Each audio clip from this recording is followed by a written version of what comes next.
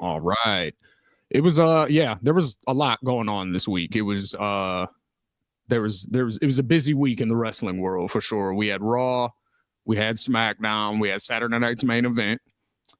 We had, and then on the AEW side, we had Dynamite and Collision, and then also TNA. I think they ran an event last weekend. Mm-hmm. Joe Hendry title. So the busy week, gentlemen. How are we doing? Good. Yeah, very busy week. Busy week in wrestling. Yeah, for sure. I think probably the first thing to start with is probably just a shout out to, like you said, Shane. Shout out to Joe Hendry for winning the TNA World Title last week. It was a long time coming. A lot of people were upset last year when he didn't win it against the former Dolph Ziggler, Nick Nemeth. But I definitely think the time was right when it happened. And it's also perfect timing because Royal Rumble is right around the corner. A lot of people think he's going to be in that. So, yeah, definitely big shout out to Joe Hendry. I think it was the right time for him to win. Especially with that new partnership. Steve, what do you think about that? The new partnership between WWE and TNA? I'm really excited about it. You know, I know that you guys have kind of been watching a little TNA lately. You know, they're doing small venues, but they're selling them all out. You know, their crowds are into it. It kind of, besides, you know, the Carnage part, they really resemble kind of what ECW was back in the 90s a little bit. They have a following. They're loyal, and they're rocking out great shows. So I'm really interested to see what this WWE partnership is going to look like. Yeah, it brings a lot of possibilities for sure. Yeah. You know, one thing I'm a little worried about, I guess, about it is it's sort of like the whole monopoly thing in wrestling. It kind of allows for that to happen a little bit easier, I think. Because now they can say, you know, they can kind of prop up TNA in a way to where it makes it seem like, no, see, we do have competition. Look, TNA, but it's like, but if you guys are the ones propping them up, then really it's really still just WWE at the end of the day. You know what I mean? So it's like, I hope that TNA can like keep their identity as a somewhat alternative wrestling product. So that way the variety still stands, because I think that's why the wrestling as a whole is so good all over the place now in the shows, and because there's competition. It's just like the Monday Night Wars all over again, where it's like, if you don't like what WWE's doing, you can watch WCW. If you don't like what WCW or WWE's doing, you can watch ECW. Like it's that again. You don't like AEW, watch WWE. You don't like WWE, watch TNA. Like, yeah. So I just hope it stays like that. But as far as match combos and different things like that, sort of allowing certain WWE wrestlers to like relive their history, I think there's a lot of cool stuff like that could happen. Like AJ Styles obviously has a lot of history with TNA, so seeing how they can do something cool with that would be interesting to see. Or you know, different stuff like that, you know. So having the kind of have another run in WWE, even though they're TNA acts, it's like, yeah, but you can still give them a moment now, because we're all one big family now. So there's cool stuff that could come out of it, I think. It's exciting. It's definitely an exciting time to be a fan of professional wrestling. We're gonna cover a lot of it today, but man, a ton of stuff that happened this week. We should probably dive into it. Yeah, talk to me about Raw, man. Eric, go ahead. So Raw was an interesting one this week, because I think because they were definitely doing a lot of setting up for Saturday night's main event, but they're also really pushing forward the fact that like this Rumble is really going to be like one of those Rumbles this year. Like, we have people declaring left and right for it. I think the start of the show was whatchamacallit, the promo with Shane. Who was the promo with at the beginning of the show? At the beginning of Raw? Yeah. I don't remember. I want to say it wasn't the Kevin and Sammy thing, because that was later on. I was going to say, was it like Drew and did Drew come out and interrupt somebody? I believe so. Was Cody out there? Here, I'll just look up the recap. Hold on. Yeah. I thought it was Sammy. No, because that was KO and Sammy. That was in the middle of the show. That was another great segment, by the way, which we'll also cover in a minute. All right, give me a second. So it was Punk and Rollins. They started the show. That's right. Yeah, so Punk and Rollins started off. I thought that. Oh yeah, that's right, because Drew interrupted all three of them. Yeah. Because that ended up setting up Seth and Drew for the main event. I really like the fact that it's like, it seems like Seth is really like still not over this Punk loss, which is like a great story beat. But then in the backhand of it, I like that like Drew is being like this little like disturbance starter. Like he's always just in the back, always just like poking the bear a little bit. And I just really appreciate that about his character. Like, even if he's not the main focus of the story, he always makes himself feel important just by being out there and talking. So I really appreciate that. I really like that the Royal Rumble really feels very open-ended right now with how they're setting this up.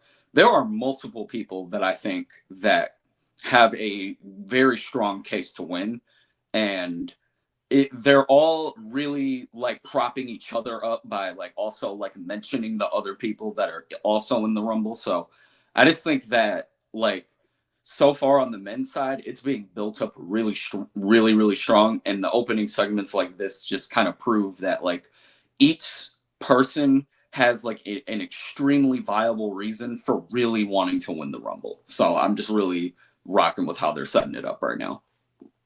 Yeah, I think Eric's right on there. It's interesting because when you think about what happened, years ago, I think announcing your entry into the Rumble really wasn't as pronounced. I don't know if I'm misremembering that, but it just kind of seemed like when you'd go to the Royal Rumble whenever it was running on WWE Network or Peacock or NBC or wherever it was streaming in. You just saw all the entrants.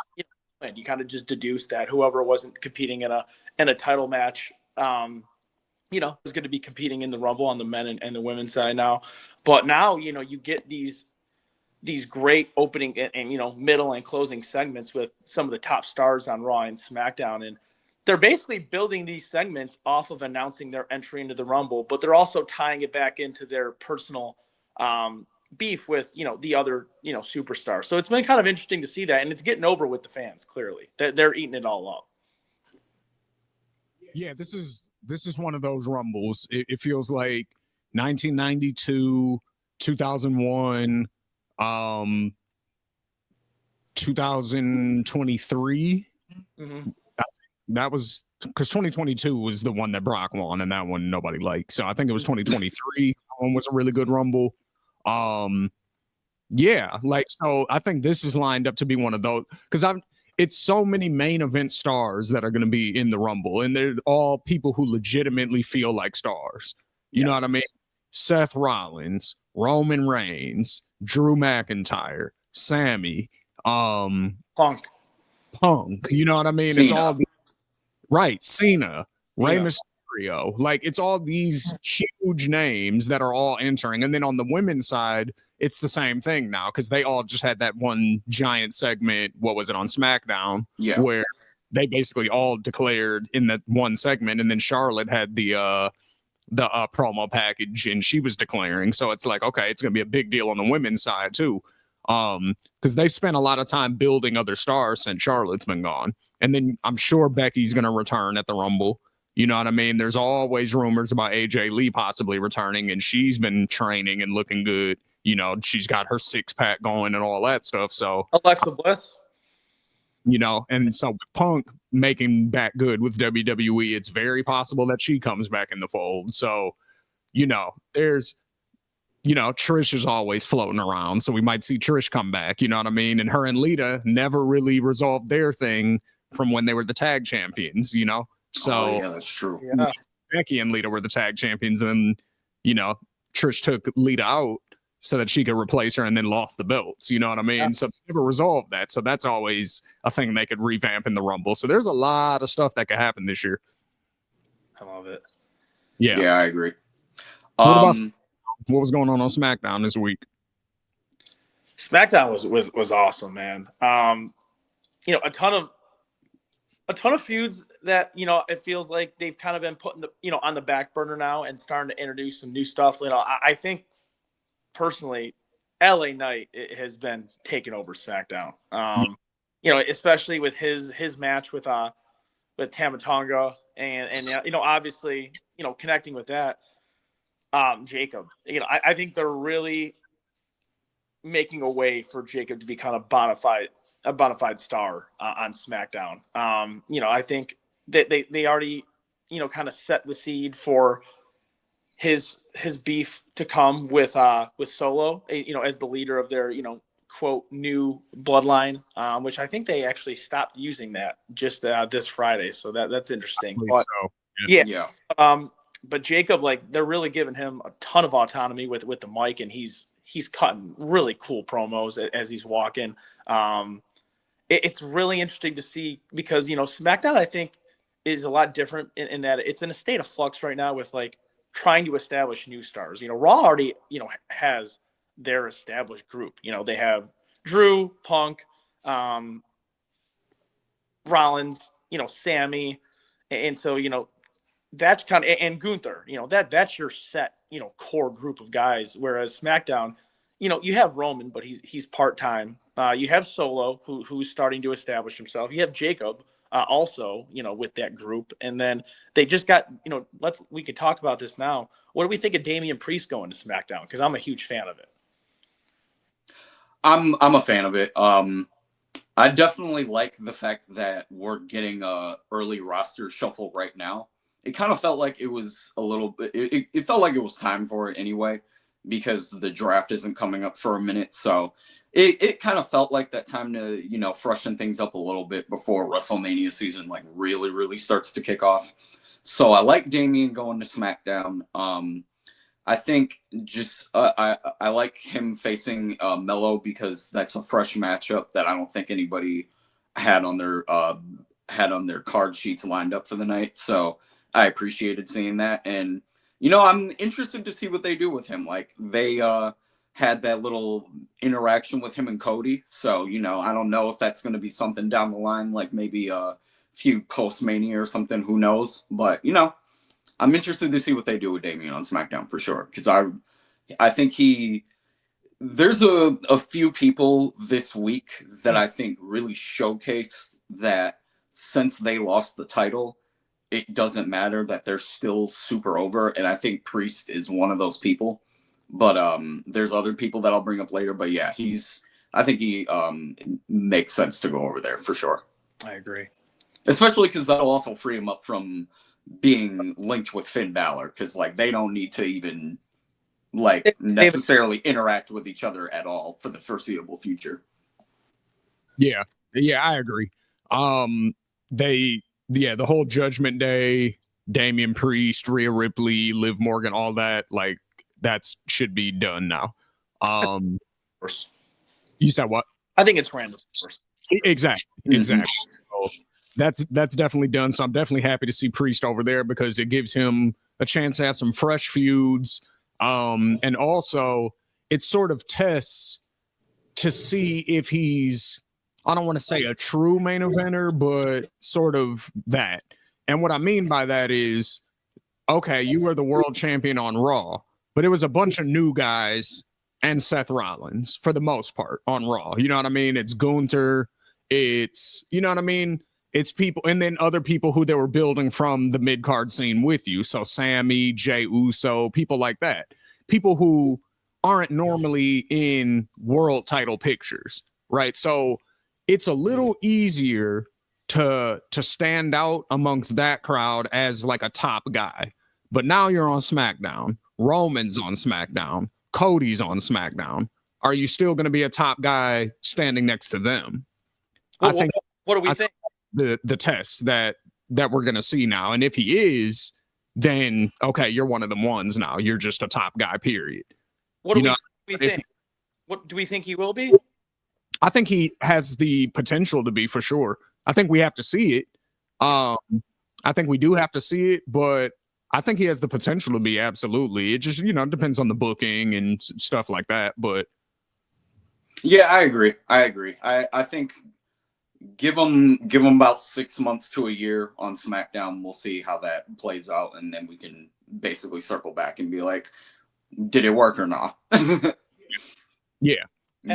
Going back to Raw for a second, though, this week, did they have the Women's Intercontinental Championship match? That was this week, right? No, that was the previous week. Yeah. Okay. Well, we can definitely circle back on that, though, because that happened already, so we can talk about it. How do we like the decision, Lyra Valkyria as the Women's Intercontinental Champion?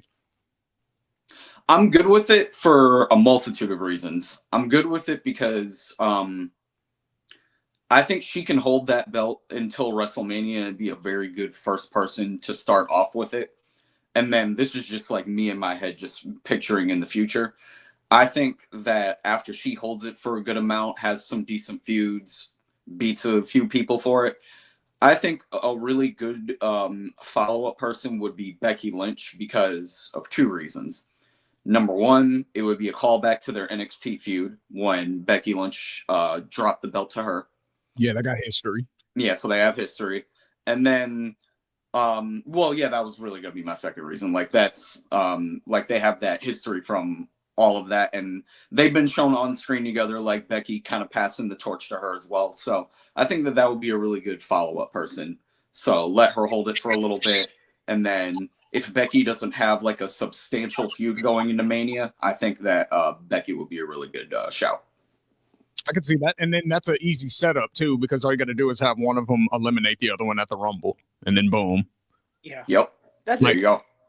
It's interesting to see what's going to happen with Lyra. I forgot how to pronounce her name. But I think if you look at the dichotomy between these two newly crowned mid-card women's champions, there's a huge difference in kind of how they're presented and what their characters are. So with Lyra, hasn't been a ton of talking. It's really just been a lot of great work in the ring, and there's nothing wrong with that. And I think I think it's a good balance to what Raw is, because Raw is a lot of big, larger-than-life personalities and characters that are cutting a ton of promos. And so I think fans, in a way, want to see a lot of match time when those segments are done. And I think Lyra and the women she has to wrestle with, provide that. Whereas I think in SmackDown, you have a lot of characters that are trying to get over as main superstars. You have, LA Knight, you have Jacob, you have Solo, you have, Cody, even though he's more established now, he's still a relatively, newer champion within WWE. So he's kind of cutting promos every weekend. But there's a lot of wrestling as well. And with Chelsea Green and how she's presented, even though she has really good work in the ring, a lot of what I think has drawn her to, with fans is her personality, is what she's saying in these vignettes and in these segments outside the ring. So I think it's going to be interesting to see kind of what is more successful, between, how Lyra is presented as really just a work rate wrestler, as well as, what Chelsea Green is as a wrestler, but who cuts a lot of promos on the mic. Yeah. And I'm loving the character that Chelsea is presenting right now. Yeah. And see, my thing is, if you make me pick, right? Like, because obviously wrestling is a combination of storytelling and ring work, right? Like, it's both. But if you make me pick, like, which do you prefer? Gun to my head, you can only watch matches or you can only watch promos and stuff like that. I'm gonna pick matches, right? But with that said, I love good, unique character work. And what Chelsea Green is doing with the United States Championship right now, her and Piper, is, to my memory, of an incredibly unique, like, one-of-a-kind character. I've never seen this before, where somebody takes a championship. She's the United States champion, so she parades herself as being the president, and her bodyguard / heavy tag team partner, the Diesel to her Shawn Michaels, essentially, or the Omos to her AJ Styles, right? That's Piper Niven, and she's acting as Secret Service. And she took on the role just because she's super happy for her homegirl Chelsea. Like, I've never seen that dynamic before. Like, this is so unique of a character. It's worth it for her to not necessarily be in matches all the time. You know what I mean? Whereas, like you said, with Lyra, the thing that got her over is 100% her ring work because she barely talks. So it is an interesting dynamic, but I'm loving what they're doing with Chelsea and with the United States Championship right now. I like the fact that Mia Yim and B-Fab are tag teaming together. Because for one, it just establishes a new women's tag team. So that way, hopefully they can start doing something else with those belts. Because right now, Bianca and Naomi are in the world title picture. And if I'm not mistaken, wasn't that one of the reasons that Naomi left in the first place? Because they were booking her and Sasha when they were the tag team championships to be taking L's in world title feuds. Yeah. Wasn't that kind of, you know what I mean? It was.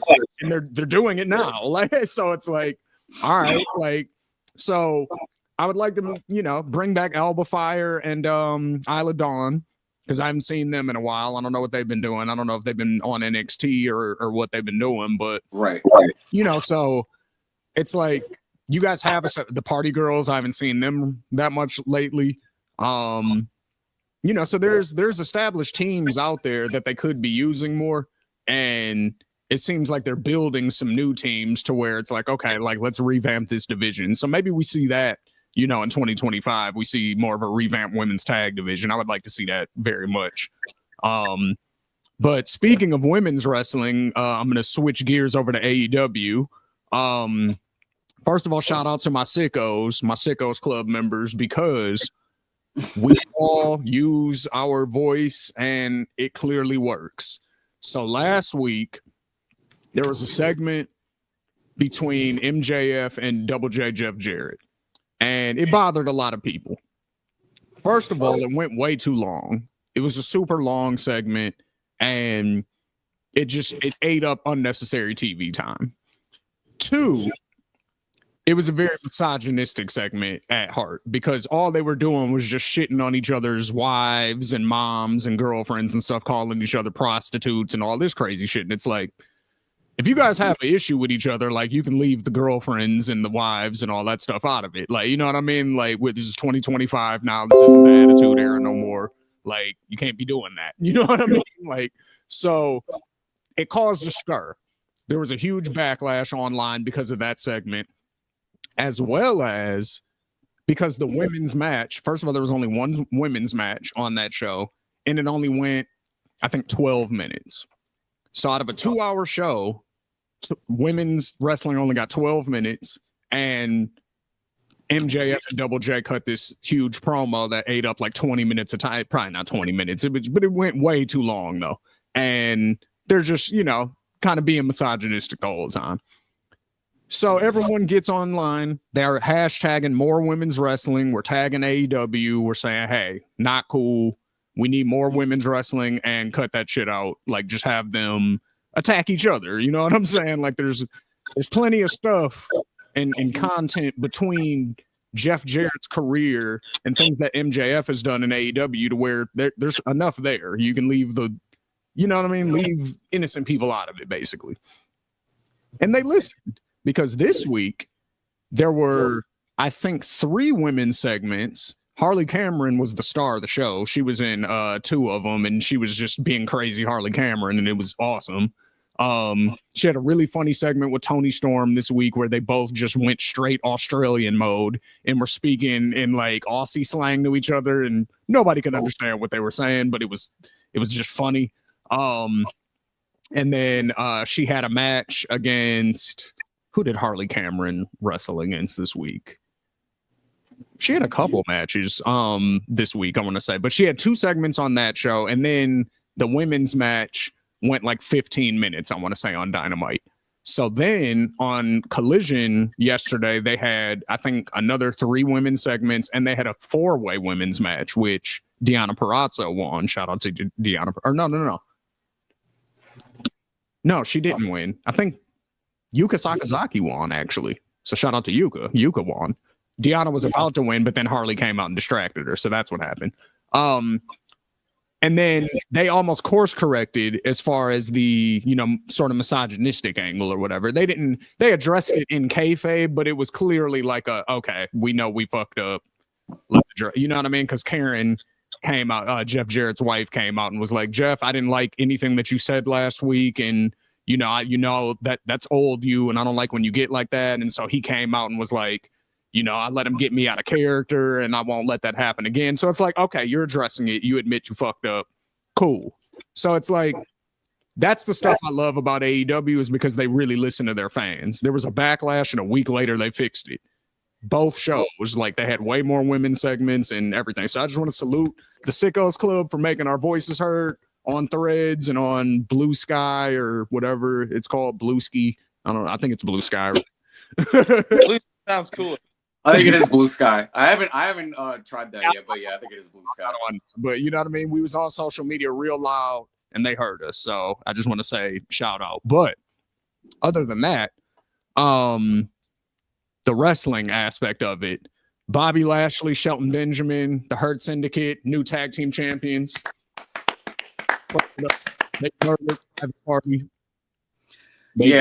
I'm super happy about that. What you say? I said I'm super happy about that. I didn't know that Bobby had never been a tag team holder before, but I mean that does make sense because the guy is freaking huge. Who's going to be in a tag team with him? You know what I mean? So that does make sense. But nah, like I think that was another thing that I was really happy that they did this week. I think Private Party got kind of dealt a bad hand in the sense that I think they were in a case where they just needed to get the belts off of the books until they were going to figure out what they were going to do. So I think that they were kind of dealt a bad hand in that sense. So I think that they should get a crack at them at some point in the future. But I will say that when, like I said, like we were talking about last week, when they actually said that they were going to go for the tag team championships, the second that they said that, I was like, they should just go in there and just dominate and just get them. Like, it just makes the most sense. And that was something that I was a little shocked that it actually went that way. But I'm really happy with the result, and I'm just looking forward to seeing what they can do because I mean Bobby and Sheldon are just, those guys are all timers. So I think if anybody can bring up that tag scene, it's those guys for sure. 100%. And like the thing about Private Party also is they're really young. Like they're both in their like mid-20s or something like that. So it's like they already have former tag team champions under their name now. So now they can forever claim that, we were world tag team champions at one point. So that's always good for your stock. And then two, this is probably what I would imagine is part of a bigger comeback arc. And the reason I say that is because MVP, like if you know anything about him, he clearly cares about getting black wrestlers over. You know what I'm saying? Like that's obviously like, so I don't think he's going into AEW. And from what I understand, he has a lot of creative control when it comes to what happens with the Hurt Syndicate. So to me, I think he's building them up to basically be these unstoppable monsters. You know what I mean? Because then when a Swerve Strickland or name somebody else, you know what I mean? Like who's kind of on the come up, a Daniel Garcia perhaps, or Leo Rush. Yeah, Leo Rush. Like probably not because he's a heel now, but yeah, like somebody ilk. You know what I mean? When they beat the Hurt Syndicate or they beat Bobby, you know what I mean? Then it's going to be a huge deal. You know what I mean? And that's automatically going to make them a star. It's going to be incumbent. It's going to be incumbent upon AEW booking to establish worthwhile guys that over time are going to be able to get over. Because as of right now, then this is just my 2 cents as someone who casually watches the product. There's no one in the league of Bobby and Shelton right now. Physicality with everything. There's no one that I believably can picture right now. They're knocking these guys off. The only people that came to the top of my head right now, and Eric, I'm sure you would probably agree with this, is House of Black. Brody King, Buddy Matthews, they look. Yeah, that's believable. Yeah, that's believable. That would be a believable contest. But as of right now, I agree with you. Like, I don't see any other tag team that could like realistically take on the Hurt Syndicate, and you know what I mean? Like, there would have to be some serious fuck ups on the Hurt Syndicate side to lose to anybody right now. If you asked me 2 years ago if you put FTR in that combo right now, I would say yes. Yeah, but I love, and as much as I fuck with FTR, I wouldn't even say that right now. Yeah, not right now. Yeah. Not right now. I don't think there's anybody. I think you're right. But I think that's intentional, though. You know what I mean? I think it's purposeful. Like, they're supposed to be these like, oh shit, who the fuck's gonna stop these guys?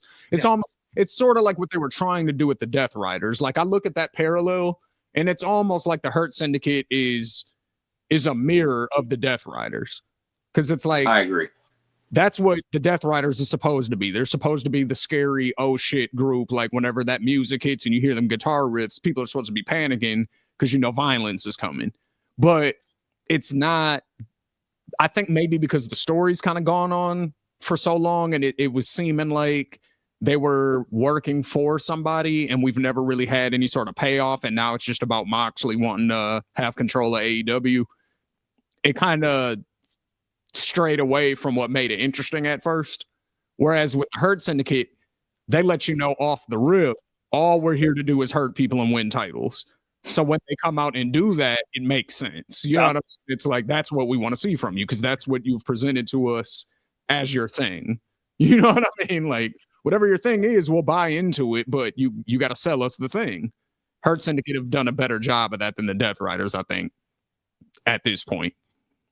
I agree. And I think that what you said earlier is spot on. I think that's because MVP has a lot of creative say in that group.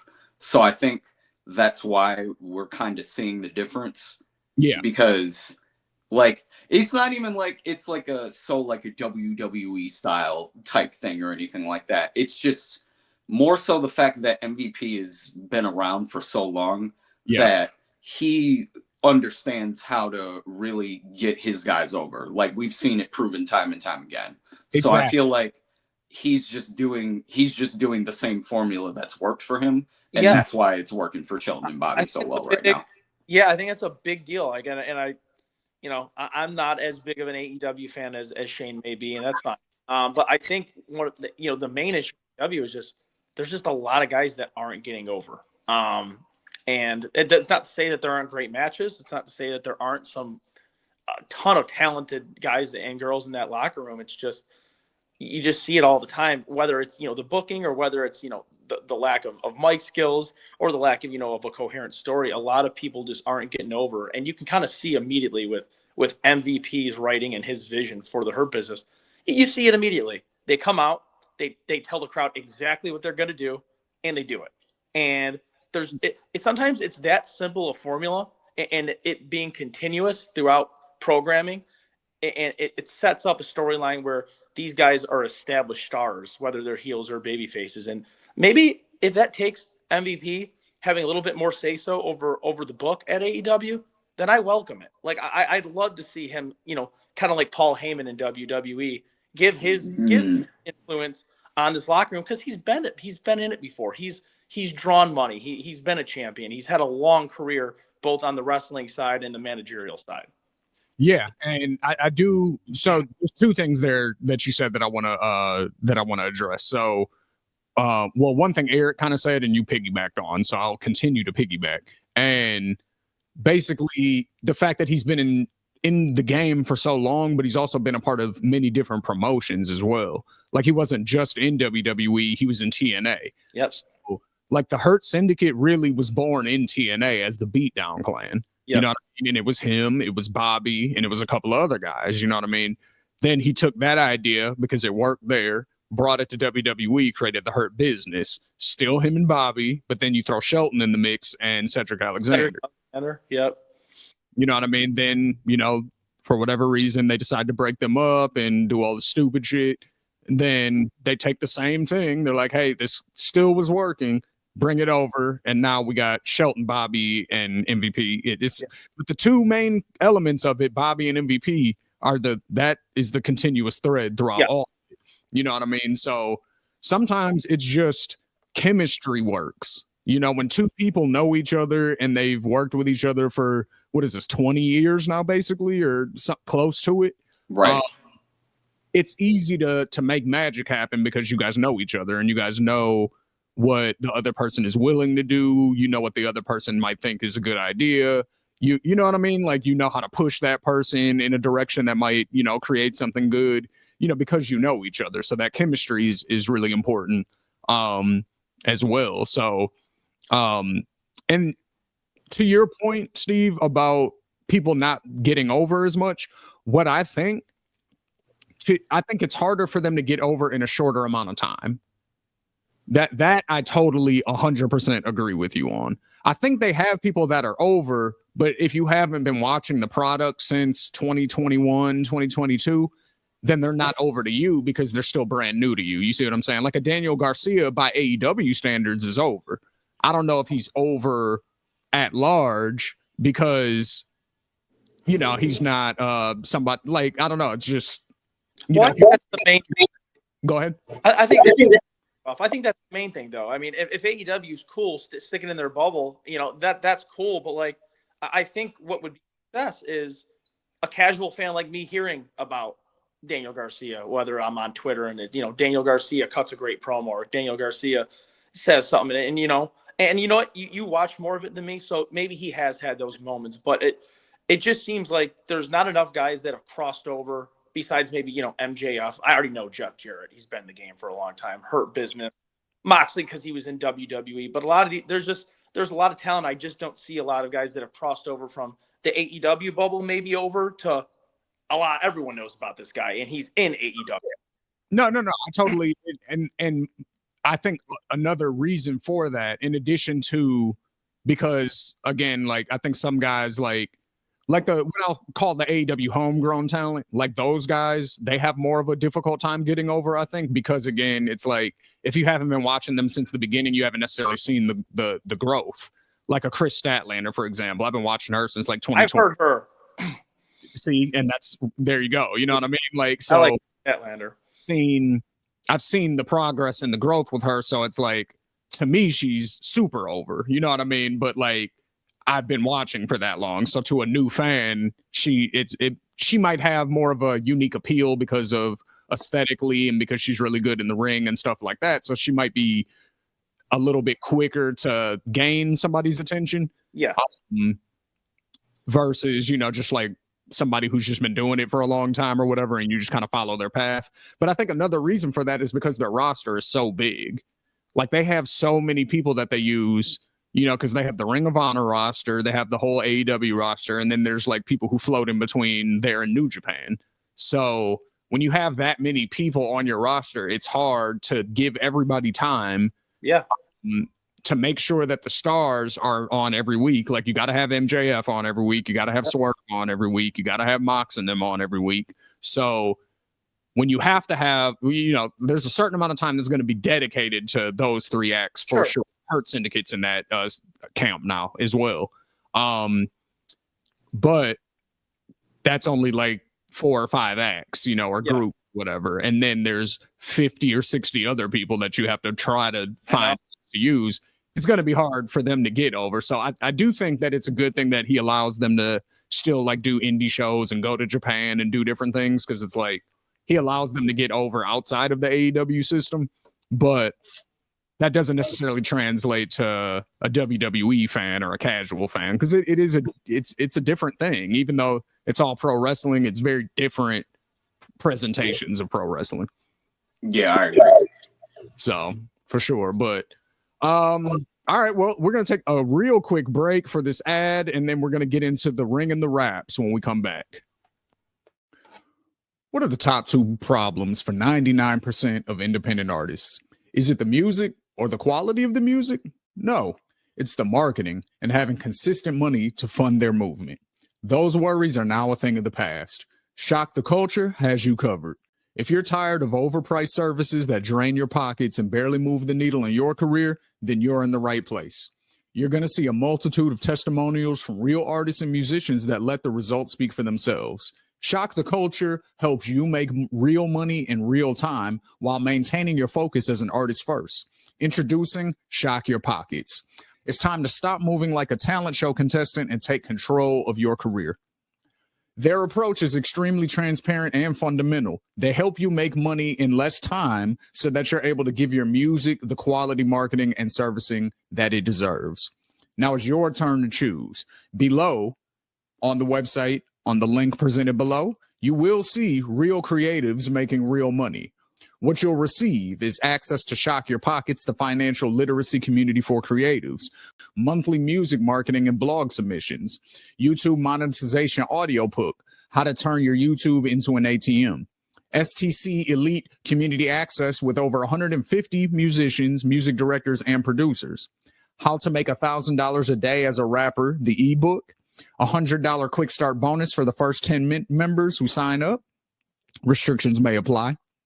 Bonus, top 10 artists who make the most money using the STC Elite also receive podcast interviews and a media package pitch, as well as free consultation for your next single and project. And again, don't believe me. Click the website click the link below. Make sure to check out the testimonials. There are several people on there. These are real artists. These are real people, and they're making money using this program. So if you're looking for a way to fund your music career, this is the way. Click the link below. Shock the Culture. All right, and we are back with the Ring and the Raps. So for this episode, we have decided, because one of the most famous, most legendary sports entertainers / wrestlers of all time is on his retirement tour. That's right. His name is John Anthony Cena. AKA the You Can't See Me Man. That's right. That's right. And for those who don't know, I don't know how you don't know, but if you don't know, our man's dropped an album back in 2005. You Can't See Me, the album. It was him and his cousin, the Trademark. And so for this project, now let me just get into a little bit of history here. WWE legend, and this is from the Daily Star. WWE legend John Cena was almost fired, but a moment with Stephanie McMahon present saved his career. It seems almost impossible to believe that one of the biggest names in wrestling was almost given his marching orders. The record 16-time world champion, as recognized by WWE alongside Ric Flair, is widely regarded as one of the greatest professional wrestlers of all time. But it nearly never happened at all for the young Cena who had idolized Hogan growing up. Well, hopefully. Idolized him as a wrestler. Yeah, that's it. That's it. And a drawer of money. That's it. In the Ruthless Aggression documentary series, Cena admitted he was on his way out after an uninspiring start in the world of wrestling. It is mentioned that while he had passion, he lacked a little something that would take him to the next level. Cena explained that WWE used to make a series of cuts around late November and around mid-May. I was told I was going to get my release in the Christmas cuts because it just wasn't working.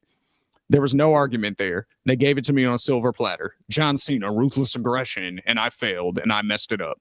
He continued, I was on my last European tour, and I think I was in mixed tag matches, and this is how well it did not go. Like, I was just there to have one more time in the ring. I was on my way out. Cena added, we travel as a community, so we're all on the same bus. And I heard a bunch of guys sitting in the back of the bus, Rikishi, Rey Mysterio, who are leading the charge, and they were all freestyling. I remember just being like, let's go and try this. So I just dove right in and resonated with me. Former pro wrestler turned executive Bruce Pritchard said that Cena's bus performance resonated with his colleagues too. Everybody's clapping and popping at every little thing, he said. Well, if he can entertain the group backstage of the most cynical group you could ever ask for, he can entertain the masses. Cena added, then Stephanie just happened to be at the front of the bus, and on the way out, she was like, how did you remember all that? Are you kidding me? I don't think I can just think of the words on the spot and come up with it. That's how freestyling works. You don't remember it. She was like, yeah, but you rhymed everything. And I said, yeah, that's the deal. And we're walking onto the flight to our next destination. She had a can of tuna fish. She was eating healthy. She was like, okay, rhyme about like this. or rhyme about this. And in 2 seconds, I made a small rap about the tuna fish, the jetway, the plane we were about to go on, the nation, and then kind of closed it with a comment about Stephanie. She's like, would you be able to do this on television? And I said, absolutely. So that is the birth of how John Cena went from Ruthless Aggression Man in the Tights to Doctor of Thugonomics John Cena. And upon the Doctor of Thugonomics John Cena, we get the You Can't See Me album. So, according to Wikipedia, You Can't See Me is the debut and only studio album by WWE's wrestler John Cena and his cousin Trademark. It was released on May 10th, 2005 by WWE Music Group and Columbia Records. The album features guest appearances from Esoteric and Bumpy Knuckles, who are featured on several songs throughout the album. Blah, blah, blah, blah, blah. You Can't See Me debuted and peaked at number 15 on the Billboard 200 charts, with over 43,000 copies sold in its first week of release and 385,000 as of October 2014.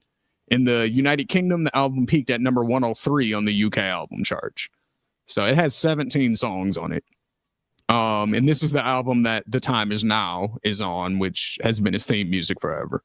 So, yeah. That's epic, Shane. Like, I actually didn't even know the depth of that story. Like, you learn something new every day. Yeah. So rapping actually saved John Cena's wrestling. Saved his life, his career. Yep. He wouldn't be the big star in Hollywood that he is. He would, none of that it all came from rapping. Yep. So, yeah, I mean, that's a crazy story. And I've actually seen, I wasn't able to pull it up for this episode, but I actually seen that the album since then is actually platinum. So that makes sense. Yeah. So that was 2014. It was basically gold, it looked like. So, 10 years later with streaming and stuff like that, because I'm sure people, even if you just stream the theme song, The Time Is Now, that counts towards the album because it was the album. So that's sales, you know what I mean? So that's crazy. That is absolutely crazy. And you know what? I think, I'm assuming piggybacking off, where that story ended, that kind of parlayed John Cena, his first character into the Doctor of Thugonomics. And I think it really got sports involved along with rap because, maybe it's just me because I'm a huge sports junkie, with jerseys and stuff. But like what every Monday and Thursday or Friday, whenever SmackDown was, he would have a completely mint throwback jersey. For the team of the city that he was in, whether it was basketball, baseball, football, hockey sometimes, and the fans pop for it just because it's, they would know the guy that he, whose jersey he was wearing. And I think, a lot of times like us in school, we would then go look for that jersey because like John Cena wore that jersey. Look how sick that is. So like, it's really cool to see that he not only transcended rap, he transcended sports. Yeah, that's a fact. The thing I love so much about that story is who is in the back of the bus when they were kicking the freestyle, and Rikishi and Ray. Like Ray being there is funny, but Rikishi would be the one to be popping off the freestyles. He probably thought he was spitting. Yeah, Rikishi was probably back there just going off. Like I could see that like 100%. I got a little bit more for you too, just to show even more how much wrestling and hip hop go together. Just because when I first brought it up, you did that, right? Yep. You Can't See Me. This is on Hip Hop DX. John Cena's You Can't See Me taunt became his go-to move whenever he wanted to piss off an opponent in the ring. The gesture would grow its own legs and become a phenomenon in wrestling and pop culture as fans all over the world mimicked Big Match John. But who inspired the wrestler turned actor to put his hand in front of his face and wave it back and forth? During a recent visit to The Tonight Show starring Jimmy Fallon, John Cena spoke about his iconic gesture and how G-Unit rapper Tony Yayo was the inspiration behind the move. Wow. I developed a special maneuver in the WWE called the You Can't See Me, which I put my hand in front of my face and say, "You can't see me," he explained. And the reason I did this was because while we were making the album to which my theme music is on, my young brother Sean was always our litmus test. Cena explained his younger brother was a harsh critic until he heard My Time Is Now, the wrestler's beloved entrance theme music, and started copying Tony Yayo's hand-waving move from his 2005 So Seductive music video, birthing one of John Cena's trademark moves. Wow. He just did this dance he did in one of the G Unit videos, and I was like, "Man, what are you doing? That looked ridiculous." And he was like, "Nah, man, it's the Tony Yayo dance." And I'm all like, "I'm gonna do it on TV." And he's like, "I dare you to do it on TV." There we go. So that's where that Another comes. thing that John Cena got over. Yep. Yep. So again, that's the win right there. You know what I mean? Like there's so much crossover between wrestling and rap. You know, you see it in the audience all the time. Like when you're looking in the front row, you'll see rappers and, you know, influencers and stuff. Like what was that one event we were watching, Eric, and we saw it was like everybody from QC was there. It was like Lil Baby and P. Oh, Bad Blood, right? Yeah. Bad Blood. And who else was it? With Drewski was there hanging out. Yeah. Meek Mills at WrestleMania, and Lil Wayne was there. Lil Uzi performed. Right, Lil Uzi performed never at Mania. There's all this crossover that we see all the time, and you know that's why I think this is dope to do a little bit of a deep dive into some of that behind the scenes stuff. Because you know a lot of people probably don't know all of that, and they're just like, well, he just was a rapper one day, and that's who John Cena was, and. You know what I mean? And it's like, nah, there was a lot more. Like that was a right place, right time situation, and it sparked everything else that we know. Super cool, man. Yeah, I love it too. Just because now we're kind of like going into his retirement year, we're gonna really get to see like the kind of like the run back through all these like great moments. You know what I mean? Because I'm sure at some point before he retires, he's going to bring back that character for at least one more match. Mm-hmm. You know what I mean? Like, kind of like we're going to see like these runs against some of these like legends who like we never thought we would see again, like maybe him versus Punk again, like little things like that. Like, I'm sure like the little character nuances too. I'm sure that like that Thugonomics character, we're going to see it again. Because if I'm not mistaken, he brought it back at a recent Mania, not like too long ago. Like he didn't have a match or anything, but I think he came out and like interrupted like Elias or somebody like that, like randomly. So like he definitely has it in him to like bring out that character for a special moment. And like with it being his final year, I think that this would be the year to really bring that out and just have a fun run with it one last time. Kind of like how we never really thought we would see a Hollywood Rock again, but it's just like kind of revamped into the 2024-2025 version. Like we could see that again, but just with the like revamped version of Thugonomics. So yeah, that would be sweet. Yep, totally agree. Well, cool. That was the ring and the raps. Real quick, how do we feel about CM Punk shooting on Hogan before we get out? It was hilarious. It was so funny. I loved it. I thought it was so funny. It was, the timing was actually kind of perfect and set up for him to hit that fastball, and I liked it. I got a pop out of it. Yeah, I loved it. Shout out to Punk for that. That was good shit right there. Yeah. Yeah, anything I'm a fan of, you know. Yeah. So, real quick before we get out of here, Jacob Fatu, man. Oh man, oh my gosh. Main event.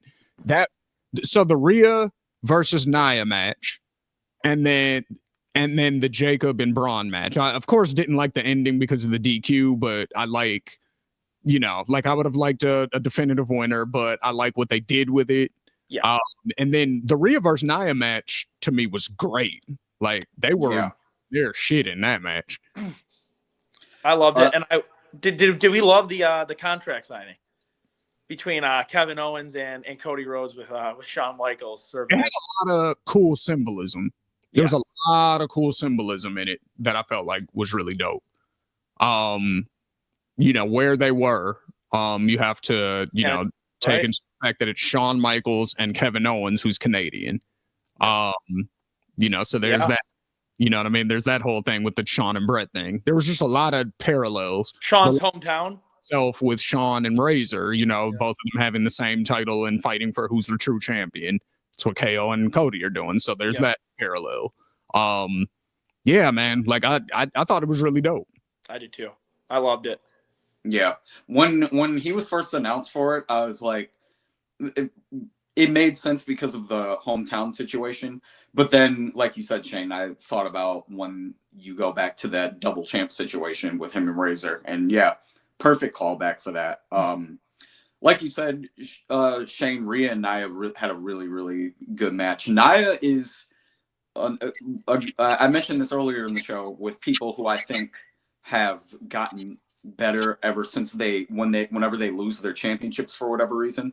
Ever since Nia's lost the belt, she's been on a tear lately. I don't know what it is, but like ever since she lost the belt to Tiffany, it's like she's been killing it lately. So yeah, more kudos to her. Like I'm now more excited to see what else she does this year, just because she just has these like spurts where she's like comes out and just like proves that she's way better than she was when she was being booked by Vince. So yeah, I'm really glad to see where she's leveled up to.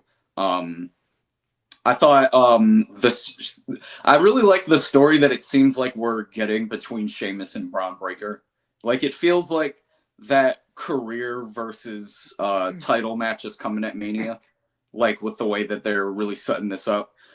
Jesse Ventura on commentary, so funny, with saying that he should have won the belt because the ref counted to 3, but he just waved his hand off like, oh man, I hope he comes back for every single main event from now on. Me too. He is hilarious, bro. He's an old school shooter, man. You know what I'm saying? He's still. Nah, we keep kayfabe alive. You counted to 3. Damn it, the match is over. Yeah, I loved it. I love Jesse. Yeah, man. Yeah, that was great. And then yeah, like I said, we briefly touched on it earlier, but yeah, I wasn't a big fan of the DQ thing either, but I mean, I think this was the first time that I heard a Fatu chant, like strictly for him. So it's definitely working, and boy, oh boy, I'm excited to see what he does for the rest of the year, because like Braun is not an easy guy to like get down and beat up like that. Like Braun is huge. He's one big SOB. Yeah, he's one big SOB. So like that's not an easy thing to do. So to make it look almost effortless the way that he did, it was just incredible, man. Oh yeah. And then the other thing, so this might be an unpopular take actually, but so I really want them to. I want Jacob to do solo stuff, right? I want him to be a single star, but I do want him to stay with either the Gorillas of Destiny or just Tama Tonga, because I like that dynamic that they have where the one person starts off doing the promo and then he just fades to the back and the other one takes over and starts going crazy on the promo. Like, I like that. You know what I mean? Because they both do it. Like, yeah. Because Tama introduced Jacob before the Braun match, and then on SmackDown, Jacob introduced Tama before the who did he match with LA Knight? Yeah, before LA Knight. I like that dynamic. I want them to keep doing that, but I don't want them to necessarily be a tag team. Sure. But yeah, I see what you mean. Affiliated with them when Tonga Loa comes back, because I'm sure Tama Tonga and Tonga Loa will, you know, reconvene their tag team as Gorillas of Destiny. I still want Jacob in that mix, even though I want him to do his own thing. Does that make sense? No, it does. I can't wait for Goat Loa to come back for sure. Yeah. Man, yeah, he's the best, man. That's my dude. For you know what, he's forever my guy because of that that viral video that went when he was still in New Japan, where he was like doing that chop. Yeah, he's the GOAT forever. Yeah. Shout out Tonga Loa, man. Shout out Haku, just because I don't want to get beat up. Right. You know what I'm saying? Just we want to stay alive. Yeah, so just shout out Haku just cause. So this is Shoot Style Sessions, y'all. I am Shane. That is Steve. That is Eric. This is Ethos Media Network. Make sure you follow the page for, you know, all the shows, because we produce a lot of content up here. Sign up for our Patreon. If you're a rap artist, click the link below. Shock your pockets. It's going to help you make money and help you fund your music career. And outside of that, we'll catch you next week. Peace.